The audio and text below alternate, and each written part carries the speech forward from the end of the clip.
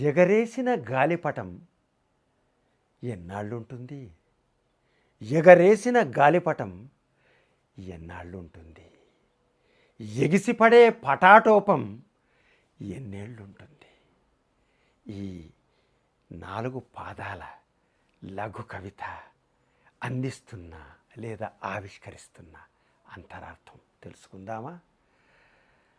ప్రతి మనిషి గాలిపటం లాంటివాడు.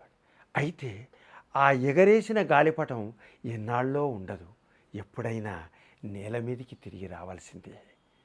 అది మనం గ్రహించటం లేదు.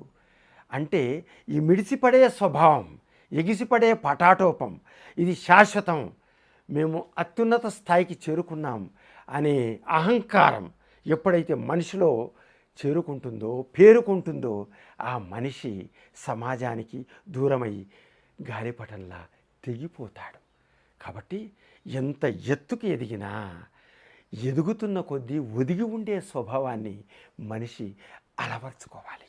అప్పుడే ఆ మనిషి మనిషిగా ఎదగడానికి అవకాశం ఉంటుంది. లేకపోతే అతను ఎప్పుడో ఒకప్పుడు తిరిగి నేలపైకి దిగజారే పరిస్థితి వస్తుంది.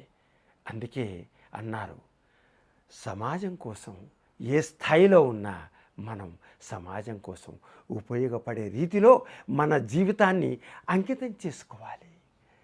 డబ్బులే సర్వస్వమంటూ డప్పు చప్పుళ్ళెందుకు, డబ్బులే సర్వస్వమంటూ డప్పు చప్పుళ్ళెందుకు, దీనజన దాహార్తి తీర్చని ధనధాన్యాలెందుకు, దీనజన దాహార్తి తీర్చని ధనధాన్యాలెందుకు అన్నట్టుగా ఈ సంపద, ఉన్న సంపద దీనజనుల దాహార్తి తీర్చకుండా ఎక్కడో ఉగ్రాణం అంటే గోదాముల్లో ఎక్కడెక్కడో మూలుగుతూ ఉంటే దానివల్ల సమాజానికి నీకు వచ్చే ఉపయోగం ఏముంది? వెనక వెళ్ళేటప్పుడు ఏమొస్తుంది? అది గ్రహించగలిగినప్పుడు తెగిన గాలిపటంలా మనిషి జీవితం ఉండదు, ఉండబోదు.